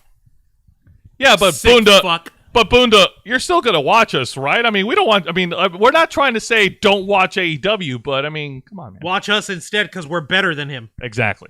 All right, now let's get to the main event segment. There's a main event segment after all this. There is a main event segment after all this, Juancho, and the main event segment features a one-on-one interview between Tony Schiavone. No, it doesn't. And no, it doesn't. The former manager of the Elite, the Invisible Hand, Don Callis. No. Yes. No, this fucking idiot. No. No. This Cardi piece of shit. And the fans actually chanted piece of shit the whole segment to Don Callis. Because he's like a father to Kenny Omega. They're like father and son. Don't you know? They're like father and son. They're like father and son together. Okay. They're like father and son, Jose. Yeah, they're like father and son. I like Tony Schiavone. They were so close. All right, Juan, together. we get it. Like father and son. I like how Tony Schiavone got on the mic first and he's like, I have the displeasure of announcing him. Like, you turned on on everybody. How could you do that? Like, he was giving Don Callis shit. And then Don Callis got on the mic and he started giving his reasons. And Juancho, I'm going to stop right here and I'm going to play you're going to play a guessing game. I want you to guess. What were the reasons Don Callis turned on Kenny Omega? Go ahead. Give me a guess.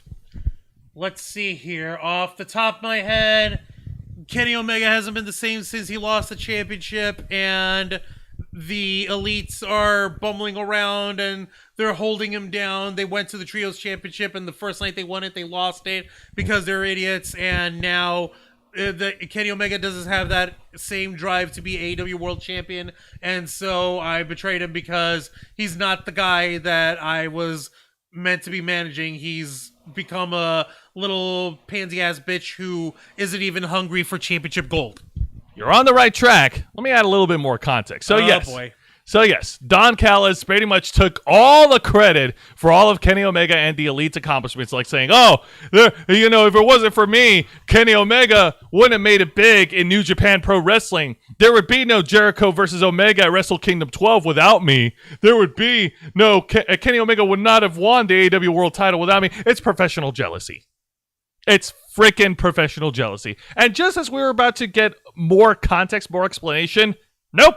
The whole segment was interrupted by Kenny Omega, who tried to battle through security, but he was beaten down by the Blackpool Combat Club. Ow. Yes.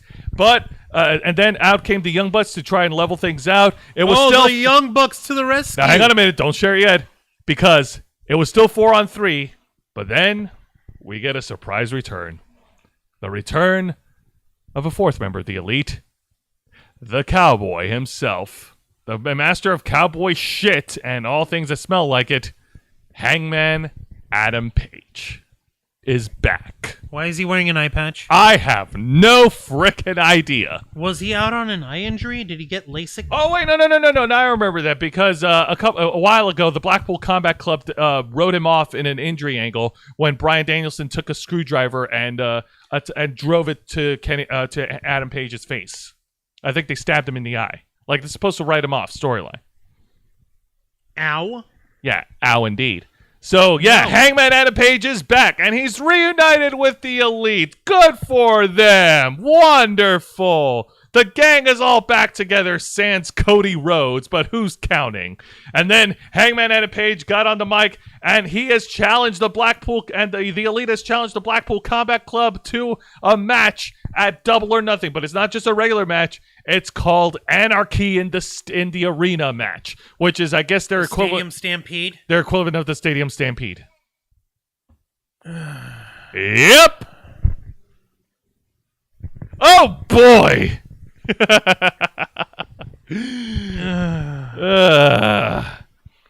Yeah, I know. You're just tired. You're just tired of Adam Page. I'm tired of his stupidity. I'm tired of his bullshit. He tires me. Yeah. I would like him to stop. To stop hurting wrestling. Okay? They seriously need to chill the shit. I am very unbelievably worn out by the stupidity of the Elite. It's not even freaking funny. It's not even funny. It really isn't. I can't make any more jokes out of it. We all know what the hell I'm like. I don't even know what the hell is the point of the attraction of these guys. Yes, I can understand. Like, okay, the Elite, they're all together. Like, how the fuck do people not see these guys for what they are? A team of self-obsessed, egotistical peons. The only one who even stands half a damn is Kenny Omega, and that's only half of a damn. Hangman Adam Page was AEW World Champion, couldn't do shit with it. The Young Fucks, fuck them. Fucking dopey-ass, ganky, gooky motherfuckers. Idiots. I'm so fucking tired. I have no further words for my absolute disdain for these guys, and yet you still have people eating out of the palm of their fucking hands for no fucking reason, and I don't get it. We said to saying the screwdriver, yeah, that's lame. Bunda said that, and said Juancho's with me. He's getting tired of AEW. Well, I got tired years ago. Vicente was saying Juancho said father and son almost as much as Excalibur. X only said that 10 times last night. Also, Vicente saying almost makes you want to rewatch Heath Slater beating Kenny Omega. You can find it here on YouTube. Anarchy in the Arena, aka No Holds Barred match. The camera panned up back to Mox, and you could see how disappointed he was after all the guys' his wrestling idol was modeled after Nick Bockwinkel. Oh! What the shit? All right. Well, my lord. All right. Well, my thoughts are clear. First of all, fuck Adam Page. He if it wasn't for him running for his dick liquor mouth, we wouldn't have this problem with CM Punk in the first fucking place. Yeah, he should have minded his own damn business. Mind your own fucking business, you little upstart dipshit. Oh, congrats, you were AEW champion one time. CM Punk held it and made it actually fucking mean something, rather than hang the mail over here. Exactly. And yeah, no, and as for Kenny Omega and the Young Bucks, yeah, I guess they're idiots. Like, they made the World Trios title just to try to offset the tag team division that they're not competing in, and just to have their own titles. And even they're not competing for those titles anymore. Like the House of Black, they're the champions, not them. But they can't be the champion. They're the good guys, eh? You need to like the fact that they're not trying to hog the spotlight that much, even though they clearly made the belt with them in mind, with themselves in goddamn mind. Yeah, man. Yeah, I know. It's dumb. It's very dumb. All right, but you know what? It's okay. I think we're done slamming our head against the wall with this. So let's never. Oh, yeah, we're never going to be done. But let's go ahead and move on to something a little less idiotic. Let's go ahead and talk about this week's edition of Impact Wrestling. All right. Oh, hey. Hells yeah. The show opens up with, first of all, this week's Impact Wrestling is taped over in Chicago, Illinois. So they're continuing their Chicago tapings over here. They're continuing their Chicago tapings before they head to Under Siege next week, which will be in Toronto, Ontario, Canada. You know what I'm talking about. Please don't shoot us, Kim. If anything, smack him. Oh, God. You started it. All I said was A. All right. So the show opens up with a great one-on-one match between two competitors from the X Division. The Impact X Division champion, Trey Miguel, going one-on-one against Laredo Kid. All right. So I did catch bits of this match. I'm like, wait, and I actually asked to say, like, wait a minute. I thought Laredo Kid was in AEW. Oh, hard question for Juan Jose. Better in the ring between Bucks and Omega. Who? Kenny Omega. Kenny. Yeah. Kenny. He's better in the ring than those two. And that's still not that great. Like, you can always count on Kenny Omega to actually put on good quality wrestling matches. As long as it's in Japan in the Tokyo Dome, and he's given 985,000 stars by Dave Meltzer. I'll disagree with that, but okay. No, that's the only reason why he'll get a match, and why he'll give effort. Because he doesn't do that when he's in American programming, apparently. Fair. So, so these two guys went at each other at 100 miles an hour. A lot of good lucha spots during this match. Lots of high-flying action. The Chicago crowd loved it. But after 14 minutes of great, fast-paced wrestling without any breaks between Trey Miguel and Laredo Kid. Trey Miguel, got to remember, he's the bad guy. He does an unspeakable thing in the ring, and he rips off Laredo Kid's luchador mask. And Laredo Kid is just like trying to cover his face. And yeah, that is a dick move in there. Yeah, that is an ultimate dick move. And Trey Miguel took advantage of it and rolled up Laredo Kid for the win. Your winner, the Impact X Division champion, Trey Miguel. Good what an asshole! What a dick! I loved it. What a douchebag over here. That is some definite heel heat right there. And clearly, Trey Miguel, he could get a match out of a broomstick, but like at the same time, he's doing such a good job at being such a little shithead. We'll bring that back up in a minute. But Jose, your thoughts on the rest of the match? Anything else stick out? Well, I mean, other than the heat-seeking missile, like high-flying, like tope suicida spot from Laredo Kid, like.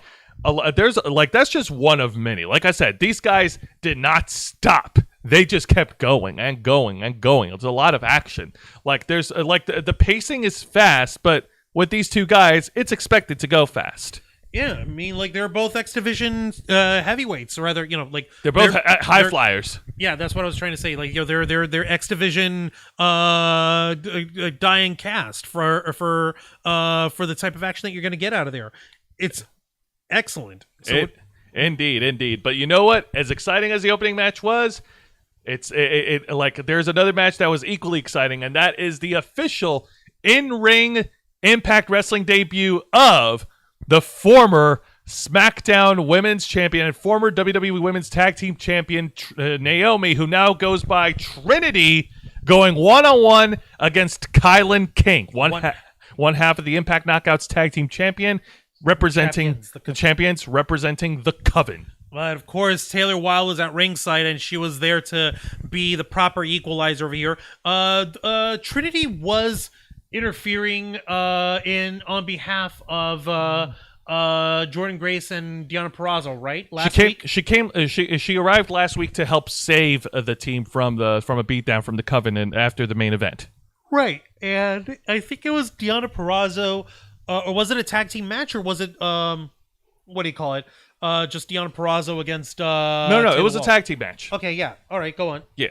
So, in this one-on-one match, this was pretty damn solid. Now, this is a match they actually took their time with. Kylan King dished out a lot of offense to Trinity during this match. Actually tried to wear down Trinity, like keeping her grounded. And then Trinity was able to fire back in some moments during the match, hitting a series of kicks, spots where she hits like high kicks to the head, which is pretty awesome. Kylan King was able to dodge the rear view, like the first attempt early on, and she was able to. And both women kept on going during the match. Then, after when they came back from commercial break, of course, as Juan mentioned, Taylor Wilde was over at ringside, and she was using her spot as a chance to interfere whenever the referee has his back turned. So naturally, being evil bitchy heels, as one would. Being bitchy heels, yeah, exactly. And then Trinity was able to mount a comeback. The fans loved it, but the Chicago fans popped even more when Trinity did a top rope, a flying blockbuster onto Kylan King. Ooh. That was some really good shit right there. Holy crap. Also, before I continue with the match, I wanted to give a minor shout out to former WWE superstar Kalisto because I actually saw training videos on Instagram, and Kalisto was helping train not just Trinity, but also Mercedes Moné before they made their debuts in New Japan and Impact Wrestling, respectively. Hey, how about that? Kalisto did something worthwhile. Yay! And he didn't need the Lucha House Party to help. Yay. I still have a soft spot for Lucha House Party. Yeah, I know. Yeah.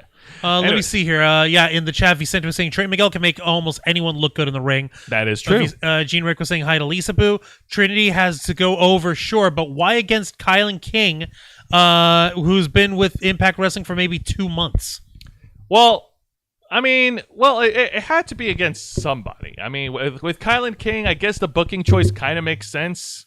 I don't know. It makes sense in terms of keeping in line with the narrative that they're spinning, that these witchy chicks are going against Deonna Purrazzo. Jordan Grace is trying to be the respectable juggernaut. Juggernaut who's like fucking hey,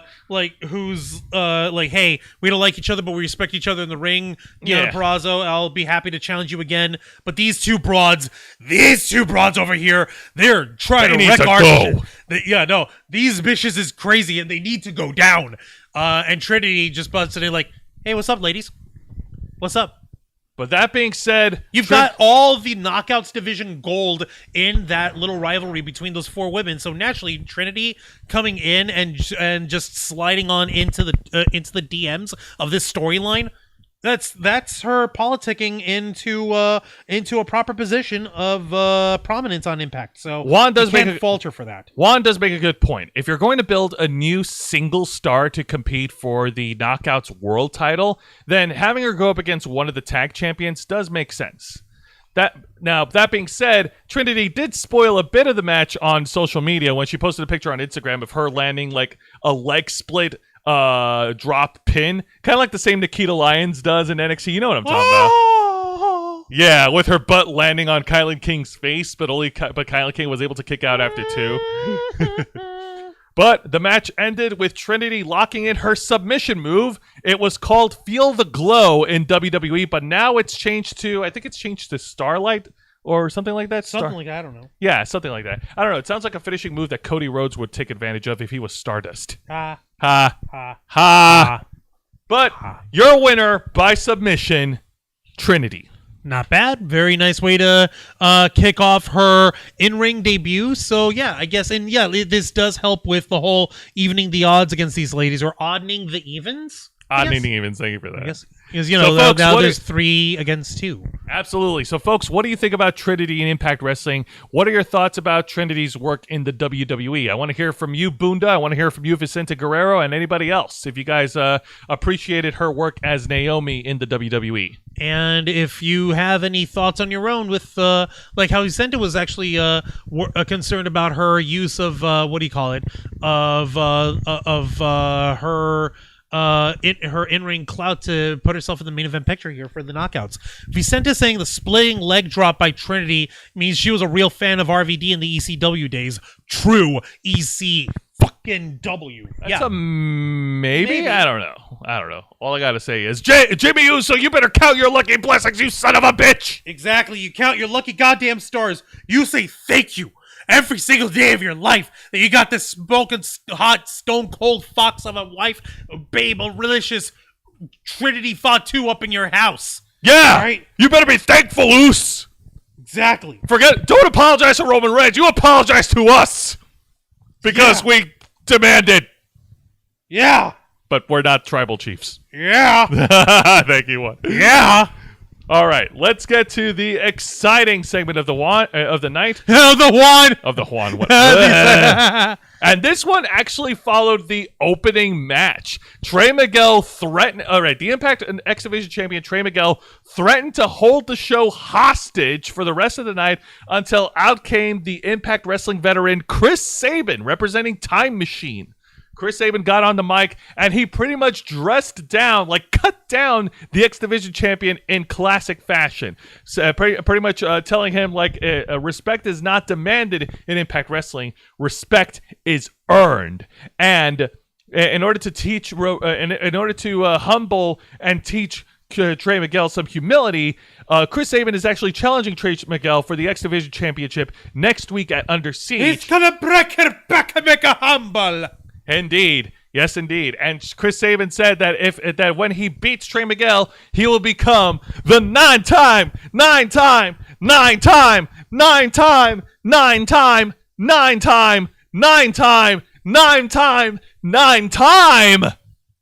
Impact Wrestling X Division champion. Now, can you dig that, sucker? What? Made you look. Oh, man. And so, yeah. Well, actually, no. Made you shook. Oh, God. Is it shooky dookie quack quack? You said it, not me! Yeah, take that. I bastardized your favorite thing out of there. Take that. Oh, my God. So, yeah, no, it was actually a proper dress down, and the thing that really sold it was Trey Miguel, right with, what's-his-face, right when it actually was done, Chris Sabin. Sorry, I got the two mixed up. Right when Chris Sabin got done verbally dressing him down, Trey Miguel looked like he was gonna try to jump him, but then immediately rolled out of the ring, and he looked like a pouty little teenager who just had their phone taken away from them. Like, you're grounded for a week, no phone. Oh, I'm telling my mommy. Yeah, he looked like a total little shit. He literally walked out. Was like, yeah. He had this mean boo boo face on. Like, yeah, how dare he? I'll show him real good. Me. Oh my God. God almighty. What the hell? All right, well, let's go ahead and get to the match of the night. Do we have to? Yes, we do. We have to keep the ball rolling, Juancho. I know. All right. And this was an average match. This was a match between one half of the Impact World Tag Team Champions representing the ABC Club, or rather, a member of the Bullet Club in its entirety. The Austin Bay Club. The inevitable Ace Austin going one-on-one against Jason Hotch, representing the Good Hands. Who was flanked by his other members, John Schuyler, and the most professional wrestler, Brian Myers. I blinked and I yawned, and the match was over. The match was pretty much average in the law of averages, and that's sad. And Brian Myers being this captain of this Good Hands team, it feels like I'm watching Impact Wrestling's version of Job Squad. Ow. Seriously, what do you want me to say? What do you want me to say? I don't know, not that. That's harsh. All right, fine. What do you want me to say? That they're the Impact Wrestling's equivalent of the Social Outcasts? Oof! Oh! Oh, okay, yeah, that's much closer. But that's still harsh, but much more accurate. Yeah, exactly. It is freaking more accurate because what the hell is Brian Myers doing at this point? I'm sorry, but if he doesn't have Matt Cardona with him, I just don't see him. I just don't see him as a credible threat as a singles competitor, let alone a captain of a nobody tag team. I'm trying to care, but I don't. Yeah, you see, Juan doesn't care. Jesus Christ! I'm literally going through my phone and checking messages from my girlfriends. See. That's the problem. That is the serious problem. Okay? That's worse than having something that's offensive and that makes you angry. Having something on TV that doesn't get a reaction at all. That was one of the problems that we had when we were doing the Wednesday Night Wars. We were comparing some of the programming of NXT and AEW. Back then, some of the programming of NXT was just dull and like didn't even get a reaction out of me and Juan. Like we couldn't make sense of what's happening. Like, huh? It literally couldn't. But with AEW, it made us angry. It made us lose our freaking minds. But at least we felt something. Yep. Make me care. Why? Why should they? They're clearly not interested in making anything care. All right, so let me cut straight to the end. Jason Hotch won the one-on-one match thanks to interference from the Job Squad 3.0. Fuck this. Moving on. No, I really was like, I'm sorry. Do you want? And this is sad because it's Bullet Club involved, which I was pissed off. Like, why don't these guys just call themselves Bullet Club instead of ABC? Like, what is it that the franchising name of Bullet Club is? Are they putting a moratorium on it somehow? I don't know. Why don't the Elite call themselves Bullet Club if they're part of Bullet Club? They were like the Elite out of the Bullet Club. They don't call themselves anything near Bullet Club anymore. Why don't Bullet Club Gold? You know, Jay White and Juice Robinson call themselves Bullet Club. I don't understand it. You get the point. I'm getting it right. It's so stupid. All right. But you know what? It's not nearly as stupid as this backstage segment. So, continuing the investigation of who attacked Santino Marella. Like, yes, Dirty Dango. Oh, God, Dirty Dango, Private Eye. No, come on. Oh, yes. And it gets dumber because we have the suspects. We have Johnny Swinger and Zicky Dice. Who is apparently real life friends with Brian Zane from Wrestling with Regret. Oh boy! And no wonder he never says a bad thing of him. And we also have the Impact Digital Media Champion Joe Hendry. Joe, come on, man! You're better than this. Yeah, it's say his name and he appears. No, I can't. Come on, guys. Like, no, I want to believe in Joe Hendry. I want to believe in goddamn Joe Hendry. What's he doing with these chucklebucks? I can understand if Dirty Dango was in a match. Look at it. Juan can't even sing because of you. I can't even sing because of the stupidity here with freaking like Zicky Dice and Johnny Swinger and Dirty Dango. If Dirty Dango was in a match and he's a decent worker in the ring, that has never been in question. Why the shit are they mixing up what's his nuts in it? I missed the Fashion File segments from WWE. Hey, you like the Fashion Police? Yes, I did. I'm just like, make it stop hurting. So, yeah, this segment is supposed to hype up. I would like to stop hurting now, please. Yeah, this segment is that they're all trying to find out who's the mystery attacker who attacked Santino Marella, and they're all pointing fingers at each other. And it looked like Joe Hendry was leaning a little heel during this whole schlock. They get into a fight, and I don't know. The segment ended awkwardly when Joe Hendry ripped off Dirty Dango's shirt to reveal like his chest hair, and it looked like his chest hair was not shaved well. Like, I don't know. It just looked freaking weird. I didn't get it. Like, it looked botched up. Whose chest hair wasn't shaved well? Dirty Dango. What the fuck, Fandango? Dude. No wonder Summer Rae left you. Yeah, I know. Come on, man. Steve Carell from 40-Year-Old Virgin didn't have that bad body hair that you did. And he had his like wax taped ripped off. Come on, man. I never wanted it. I never wanted. Sad. And Joe Hendry, what did he bring to this whole discussion? Absolutely nothing. So why was he even there in the first place? I have no idea. You can easily cut him off, and this segment would actually no. This segment's not. It can't be saved. No, it couldn't be saved. But you could save Joe Hendry. I would like my digital media champion to be championing things, not just hanging around with these doofuses. I don't get it. Come on, help me the hell out. All right, well, let's go ahead and get to the main event. And the main event, oh boy. This one was overloaded.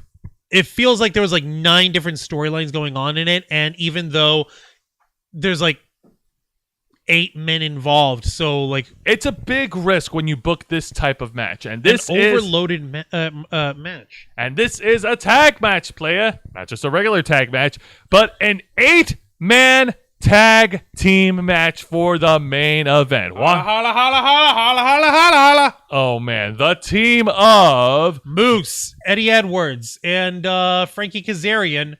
Oh, it's a 6-man. My bad. I'm sorry. Yeah, it was okay. Jesus, I thought it was I thought it was an 8-man. There was more people in this. Same, but okay, it's a 6-man. Okay, so Moose, Eddie Edwards, and Frankie Kazarian versus Alex Shelley, Jonathan Gresham, and Yuya Uemura, yeah. All right, so yeah, like Juan says, there's multiple things going on. There was a backstage segment where Eddie Edwards is trying to get Frankie Kazarian to get fired up because they're trying to. He's basically trying to patronize him, saying like, "Oh well, you're our team captain because you're the veteran of Impact Wrestling, right? So you gonna lead us, huh? Yeah. Apparently not. This match was very convoluted for a main event, and while there wasn't 8 men and there was only 6 men, you do or still run the risk of overbooking a match with this many like moving parts in a wrestling match. Yeah.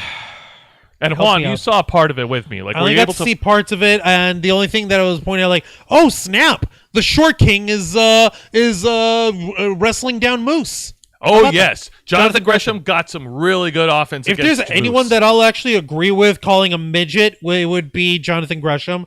But I would sooner call him Short King more often because, like, come on, look at the guy. He's loaded, he's beefy, and he somehow managed to land Jordan Grace. We rest our case. Yeah, that's how you have. That's how, as far as I'm concerned, he's a Short King. He's not a midget. He's a Short King. There's a difference. Yeah, no. Jonathan Gresham, he's an excellent wrestler. Being able to wrestle guys like Moose, that is a true testament to his skill and power. The other wrestlers got their spots in too. Eddie Edwards tried to put away one of the baby faces with the Boston Knee Party, only to get a 2 count. The match continued on until we get to the finish. No, Bunda was asking if that was Apollo News. Nope, it's Moose. That's Moose, my friend. Although in real life, Moose does train with Apollo Crews. Huh, how about that? Yeah, who knows? So the match ended with the heels being, well, I guess if you want to call them heels, this is weird booking. This is very weird. Frankie Kazarian is still a babyface, and he's captain of the team of Moose and Eddie Edwards. It's so weird. I got a question. Where was the presence of the Impact World Champion Steve Macklin? Nowhere to be found. He's busy feuding with PCO. I mean, like, he was. Oh God. Yeah. I'm actually surprised that the segment that we saw with PCO moaning and rumbling on the floor didn't make it as the worst segment of the night. I only have so much tolerance for stupidity. Fuck that shit. We're trying to spare our brains and our audience you off with the elite in AEW. I don't want to go any further. No, it's not really so much pissing me off. It's just it's that. I'm done with them, and I don't want anything to do with them any further. But like, okay, I guess that makes sense. Now, point is, okay, so continue on with the match. Okay, so all right, so like I said, there was way too much action going on, way too much for me, for even myself to keep up with. The heel team, Frankie's team, was able to sneak a win against the babyface. They should go to Hollywood. Well, actually, no. Let me correct myself. I'm sorry, because I do remember the finish. The babyface team of Alex Shelley, Jonathan Gresham, and Yuya Uemura were able to get the win over the heels team because this whole dissension between Frankie Kazarian and Eddie Edwards did come into play during the main event. Oh? Yes. How? Their miscommunication, not getting along. Will these two men coexist? The answer is a hard no. No. Yeah, no. No. So, yeah, I had to correct myself there because I had a little bit of a lapse in memory because we were talking about PCO. But, yes, the babyfaces were able to get the win. So, good for them. Yay. Hey! Yay, I can kind of live with that. Is it wrong that I'm like over here, like I'm trying to get myself invested, even though the match itself seemed all right. It felt like there was more people involved in it, but there weren't. I think it's because Chris Sabin joined Alex Shelley, Gresham, and Yoamura afterwards for the in-ring celebration. Yes, that is true. Was there anyone else who jumped in on them afterwards? What the hell happened? No. No? No. No? No bullshit. No bullshit? No bullshit. No bullshit? Don't you love it? I just want some bullshit. It's all right. I mean, like, at least some bullshit that would, keep us drawn and keep us engaged, at least on this end over here. It was so bad that it was actually, when the live stream of it was ending on YouTube, it froze. And then at the last seconds of the programming, yeah. It just that was so weird from there. So I guess that's all of the matches and segments for the night. That is. Juan, ring the bell. Don't mind if I do. So, final thoughts. So, this was definitely not a strong show of Impact Wrestling. While the in-ring debut of Trinity went off without a hitch, appreciate that, booty. And the opening match and opening segment with the X Division champion was a lot of fun to watch. Everything else in the card kind of felt It was kind of like it wasn't bad. It was just And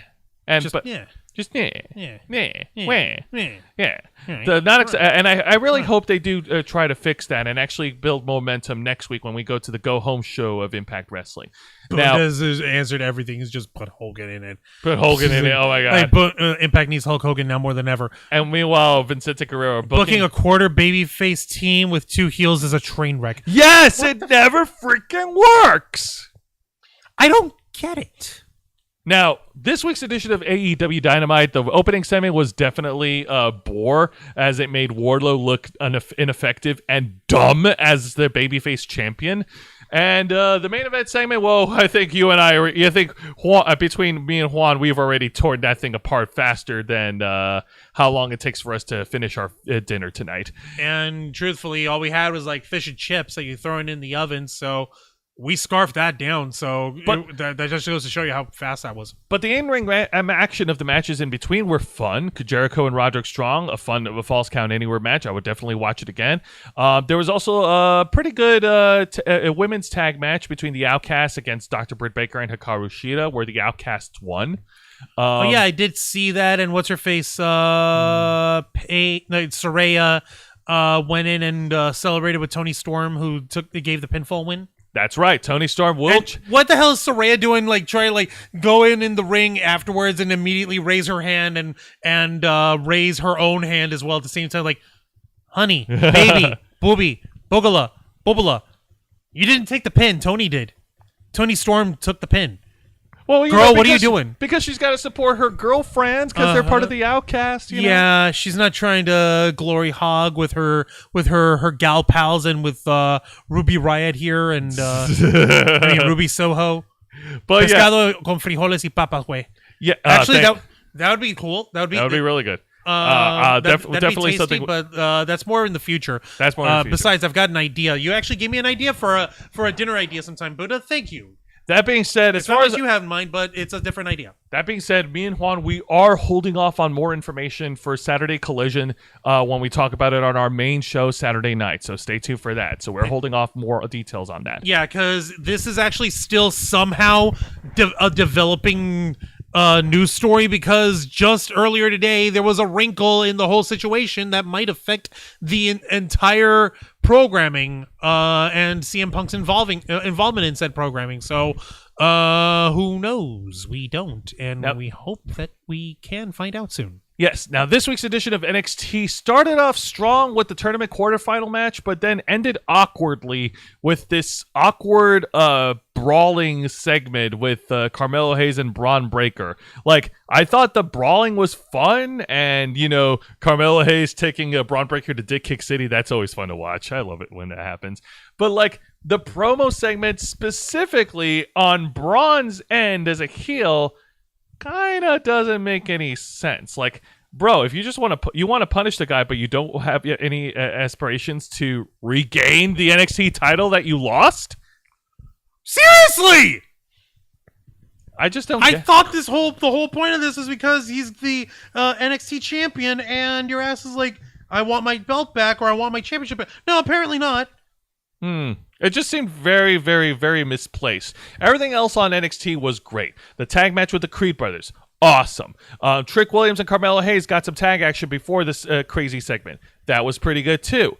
The Supernova sessions, I think it's going to take me a while to try and get used to, and I hope they do try to. I think there's room for improvement. I think over the next coming of weeks, we'll see if we see it again. We'll hopefully see some improvement on the talk segment. But then again, with NXT, I think. And this is just my take. This might folks might disagree with me on this. NXT doesn't really need a talk segment. No, it really kind of doesn't. They're good if they're done well.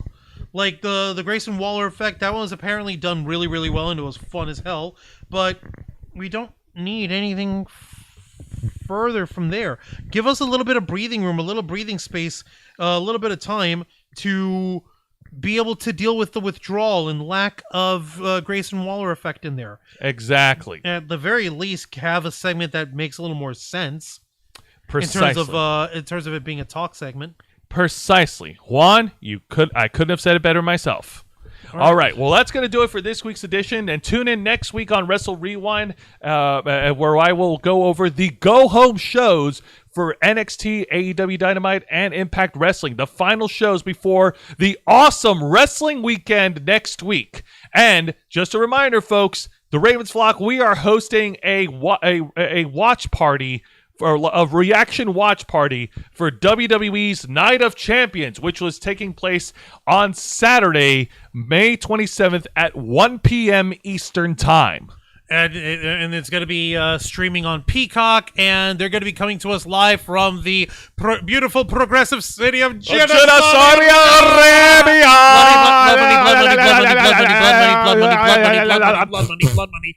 Blood money. Yes. I know. Personal politics be damned. We're still going to watch it. We're still going to watch the Roman Reigns teaming with Solo against KO and Sami Zayn. We're going to watch AJ Styles clash with Seth Rollins to crown a new World Heavyweight Champion. Lots of other matches to look forward to, and we hope you guys tune in for Saturday, May 27th. It's going to be fun. So with that being said, Juan, plug us away.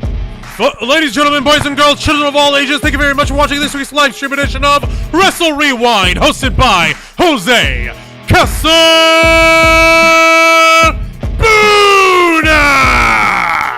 as he reviews for you the best and the worst of three of the most exciting professional wrestling programs in North America today: WWE's NXT, All Elite Wrestling's AEW Dynamite, and Impact Wrestling. Step into the ring every Thursday night at 10 p.m. Eastern Time, simulcasting on YouTube and Twitch. Hit the subscribe or the follow button. Ring the notification bell to stay up to date on all of our content. Become an inner flocker by hitting the join button. And until next time, continue to follow us on Facebook.com/TheRavensFlock, Twitter.com/RavensFlock13, Instagram.com/TheRavensFlockOnline, Twitch.tv/TheRavensFlockOnline, and of course, remember to hit the subscribe button and ring that notification bell right here on our flagship platform, YouTube.com/TheRavensFlock, humble home of the Black Files, Los Amigos Play, Wrestle Rewind, and the Ravens Flock. All right, folks, thank you very much for tuning in to another exciting live edition of Wrestle Rewind. I'm your host, Jose Casabona. That was Juan Arouse, and this is wrestling.